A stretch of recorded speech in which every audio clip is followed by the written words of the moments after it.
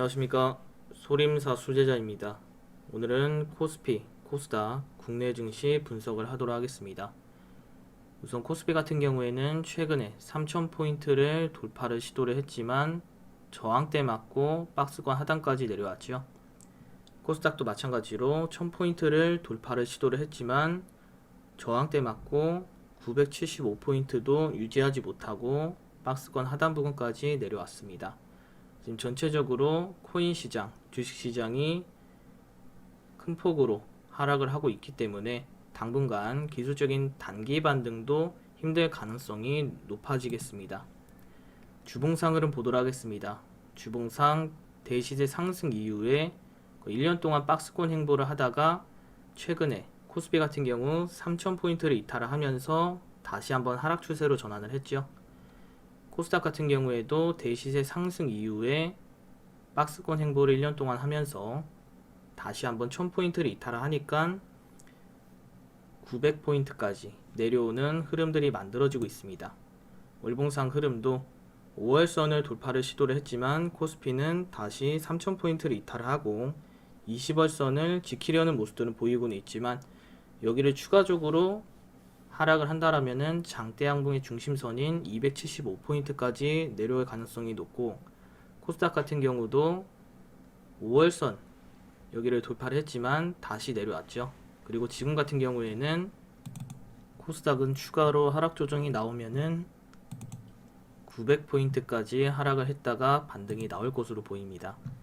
연봉상 흐름 같은 경우는 코스피는 장대 양봉의 3분의 1 지점을 아직 이탈을 하지 않고 안정적으로 유지를 하고 있기 때문에 언제든지 추가 반등은 나올 수가 있고, 코스닥 같은 경우에도 장대 양봉의 3분의 1 지점 900포인트만 유지를 해준다면은 추가적인 상승은 언제든지 나올 수가 있습니다.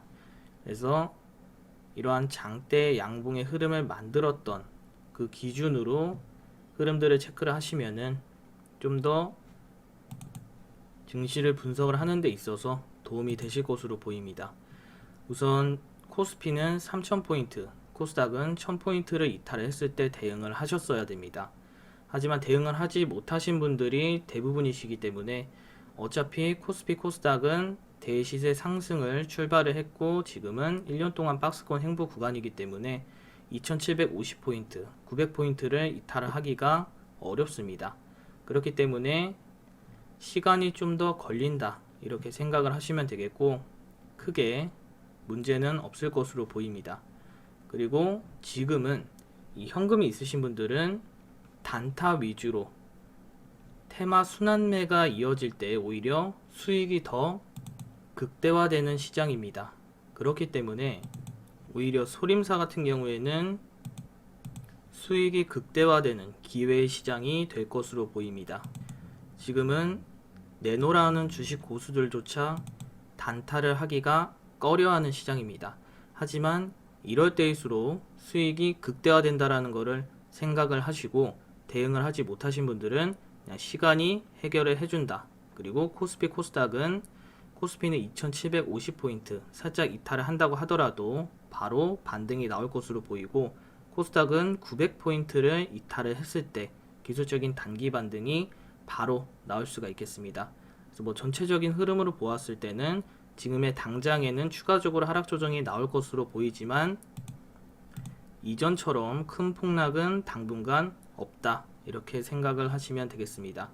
구독을 누르시고 알림 설정을 하시면 다음 분석 영상이 올라왔을 때 바로 확인할 수 있습니다. 감사합니다.